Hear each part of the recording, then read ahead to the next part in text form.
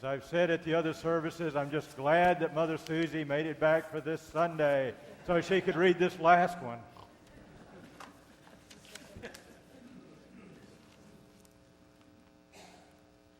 But what wonderful readings they have been, these wonderfully dramatic stories that we've had. And, you know, we're at that point where it had to happen.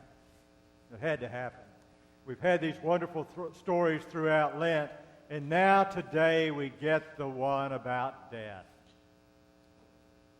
You know, in Lent, we somehow have to talk about it. It's not unusual in churches, and especially in Episcopal churches, during the Lenten season to do a series on death and dying as an educational part of what we do, or on end-of-life issues.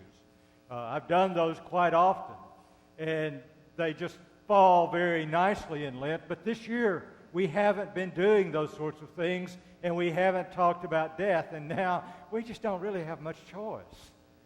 Because here it is. John puts it right in our laps. But he does it in a really peculiar way, in a wonderful way. If you think about it, if you listened very much, if you didn't sleep during the gospel, it's easy to doze off during those things. If you listened, you heard parallels between what happened with Lazarus and what will happen with Jesus in 2 weeks. Stones being rolled away, empty tombs, resurrection, all of that kind of predates and sets us up for the resurrection of Jesus. And he does this in a beautiful way, but the story is just so rich and telling. Jesus and the guys are out doing their thing. And they get word from Martha and Mary that Lazarus is sick. Well, Jesus' response is well, okay, it's not that bad. It'll get better. Everything will be fine. So he waits. He waits 2 days before he does anything. And then he says, I think it's time for us to head to Bethany. Let's go check on Lazarus. And the disciples say, yeah, it'd be good to see him. And Jesus says, well, he's dead.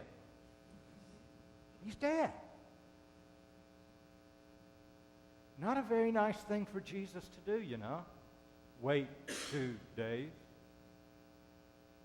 So they head to Bethany, and they get there, and Lazarus has been dead for 4 days. 2 days, 4 days. And they said that Martha came out to see him and knelt down in front of him. And John uses this wonderful language.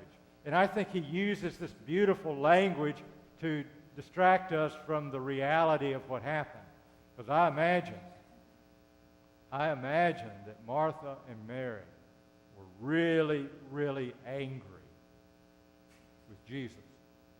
You know what it's about. You've had expectations of someone that they would carry through with something that you knew they could do, and they would do it, and they just didn't do it.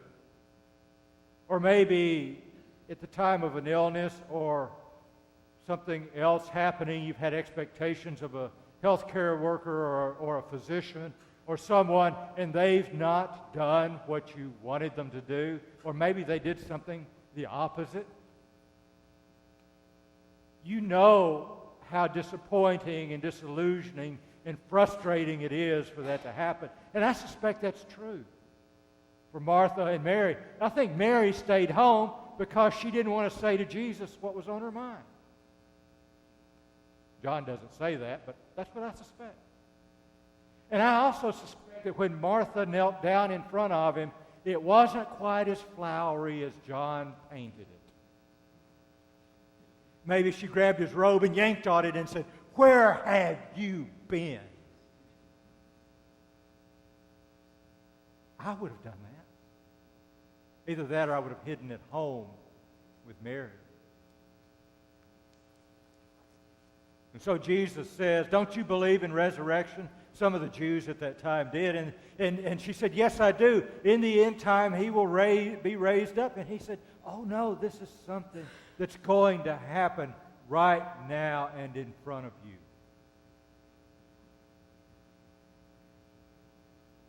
And he goes on and he says, roll away the stone. And he says, come on out, Lazarus. And he does. And he does.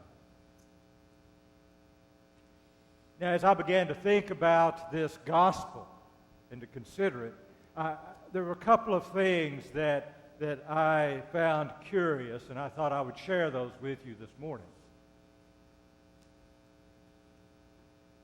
A couple of things that I've gotten out of this text. The first is this: a miracle happened. A miracle happened. A resurrection took place because Jesus was there and saw that somehow this needed to happen. So my takeaway from this part of the story is this: miracles happen when God is present. And God is always present.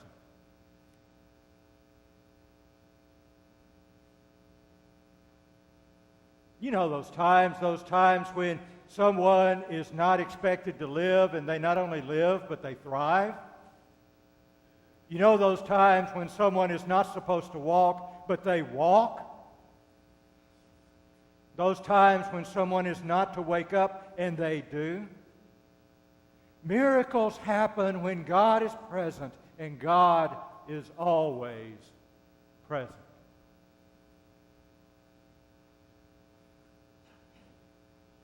And it says to me, because of that it is not finished. Whatever it is, our hopes, our dreams, our lives are not finished.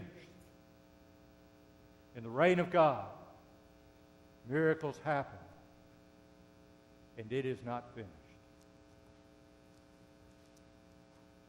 The second takeaway for me from this story is this: Jesus could have breezed in, resurrected this guy, and breezed out and done it all on his own.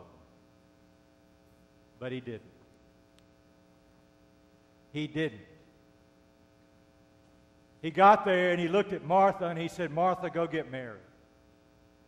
And she did. And then he looked around and he said, somebody roll that stone. And they did. And when Lazarus walked out of the cave, he said, what? Unbind him. Unbind him. So my takeaway from this part of it is this: miracles happen, but God uses us to make them happen.